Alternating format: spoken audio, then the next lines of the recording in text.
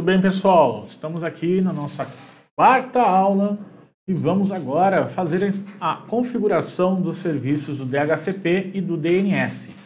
Vamos começar olhando o alerta que está aqui no nosso servidor. Vamos verificar o que temos de alerta para nós nas notificações. E é exatamente a configuração de DHCP. Então nós vamos já fazer isso, selecionando essa opção aqui, configuração de DHCP concluída. E ele vai trazer aqui para a gente o assistente de configuração pós-instalação. Agora que o AD está, nós vamos fazer o quê? Nós vamos autorizá-lo dentro dele. E aí vai criar dois grupos de segurança, o administrador de DHCP e o usuários de DHCP, para separar, as funções de cada um. Então podemos aproximar um próximo. Ele já me trouxe aqui as credenciais que eu quero como administrador, a não ser que você tenha alguma alternativa, mas nós vamos autorizar. Confirmo isso. Criou os grupos de segurança, autorizou o DHCP, está pronto para funcionar. Já estamos agora, com a configuração realizada. Então, já podemos agora passar para o gerenciamento de ambos. Eu vou chamar aqui em ferramentas. Vou chamar aqui DNS, vou começar pelo DNS antes de subir o DHCP. O que nós temos aqui dentro? Nós temos a estrutura que foi criada, na verdade, durante o processo onde essa máquina foi elevada a um controlador de domínio. O que ela traz para a gente? A zona de pesquisa direta, o iforus.local. Dentro do iforus.local, eu tenho exatamente as entradas do tipo A, que no caso é para IPv4, e eu posso também ter a entrada do tipo 4A, que é para IPv6. Tá? Essa entrada é estática, porque essa máquina ela é estática, e há uma base de dados que vai armazenar as entradas dinâmicas, que são as máquinas que recebem IP por DHCP. O DHCP e o DNS vão fazer um trabalho juntos aqui, porque cada vez que o DHCP fornecer um endereço IP para um host na rede, automaticamente ele atualiza o DNS com o nome da máquina, do host que recebeu, para que a gente consiga trabalhar. O que não foi criado aqui? A zona de pesquisa inversa. Ela não é criada automaticamente. Então nós vamos criar essa zona de pesquisa inversa, clicando com o botão direito em cima do nome dela e criando uma nova zona. Eu vou avançar. É uma zona primária, porque afinal esse aqui é o único servidor da minha rede. E eu vou falar aqui que ela funciona para todos os servidores DNS que estão neste controlador de domínio, dentro deste domínio. E avanço. É uma zona de pesquisa IPv4. E eu vou inserir aqui os 3 primeiros octetos da minha rede. Só os 3 primeiros. E ele cria automaticamente o nome da nossa zona de pesquisa inversa. Você avança. Sim, nós queremos atualizações dinâmicas, que é exatamente o que é recomendado para o AD. E pronto. Criou-se uma zona de pesquisa inversa. Inclusive, ele já devolveu para nós aqui, quem é o name server, que é o srvdc.iforus.local. A partir de agora, todas as máquinas têm nome e sobrenome, O que mais eu preciso fazer? No meu servidor, eu vou configurar também agora os encaminhadores. Conforme a gente já tinha conversado lá no documento sobre DNS, esses encaminhadores são os servidores de DNS que vão me atender para as consultas que não pertencem a esse domínio. Ele já puxou que é aquele que a gente configurou aonde? No nosso, na placa de rede desse servidor. Eu vou editar e eu vou adicionar mais alguns aqui. Eu vou adicionar o segundo resolver do OpenDNS, que na verdade é a Cisco, o Cisco Umbrella, eles compraram o OpenDNS. Olha lá, e ele já verifica. Eu posso adicionar quantos eu quiser. Então, por exemplo, se eu quiser adicionar o Google, se você quiser adicionar o DNS do seu próprio provedor, você pega a informação para o seu provedor de qual é esse DNS.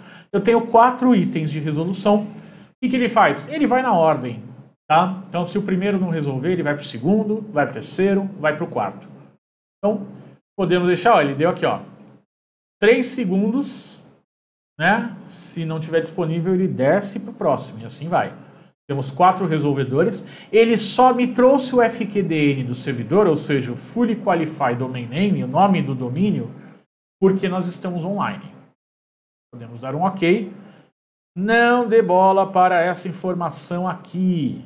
Está dizendo que não há internet. Tá?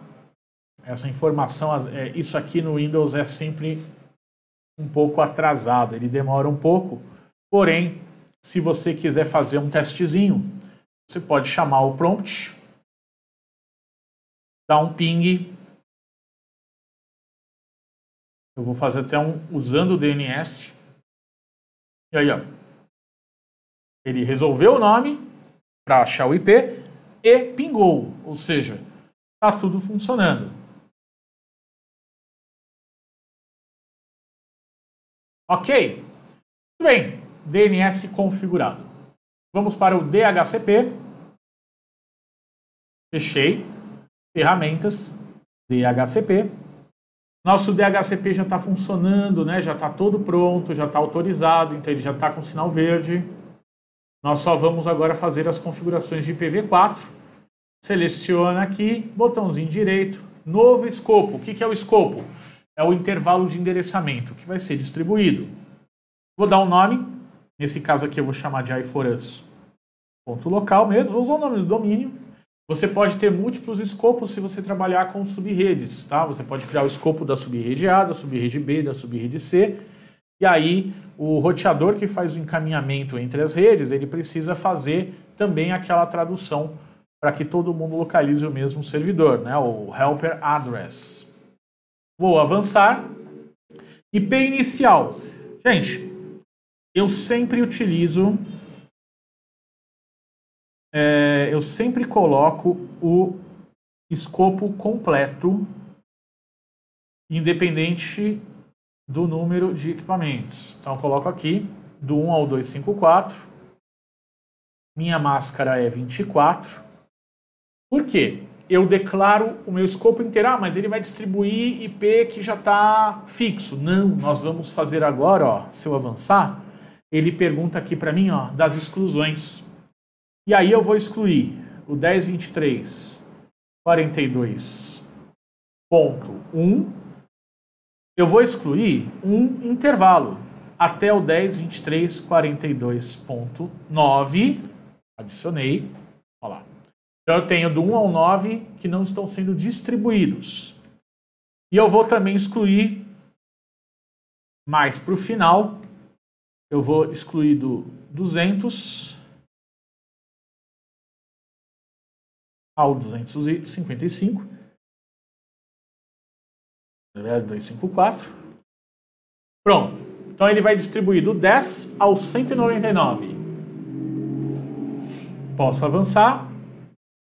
Aqui a concessão, aquela questão do aluguel, do empréstimo, né? Por padrão, para redes cabeadas são 8 dias. Você pode colocar o valor que você quiser aqui dentro. Vamos manter o padrão do Windows de 8 dias. E nós vamos configurar as opções. Quais são as opções? Primeiro, o gateway. É o 10.23.42.1. Depois o DNS, que ele já localizou, porque é ele mesmo. E como eu disse, o DHCP e o DNS estão trabalhando juntos. Então ele já localizou para você. Você não precisa fazer nada a não ser avançar. Se não estiver localizado, você pode colocar o nome do servidor completo, srvdc.iforus.local, e mandar resolver, ou colocar o IP da máquina direto aqui e mandar adicionar. Se nós tivermos um terceiro, né, um segundo IP, um segundo DNS, um secundário, né, por exemplo, você vai ter uma segunda máquina, você já pode também, mesmo que ela não esteja pronta, você já pode adicioná-la, tá? Pode pôr o IP que foi reservado para essa segunda máquina. Vou avançar. Servidor Windows, ó, vou mandar resolver. srvdc.iforus.local. Vou mandar resolver. DNS resolveu para mim. Eu adiciono, o Windows está instalado. E eu vou ativar este escopo. Concluo. Prontinho. Meu escopo foi devidamente instalado. Olha lá. Eu tenho uma rede que vai do 1 ao 254.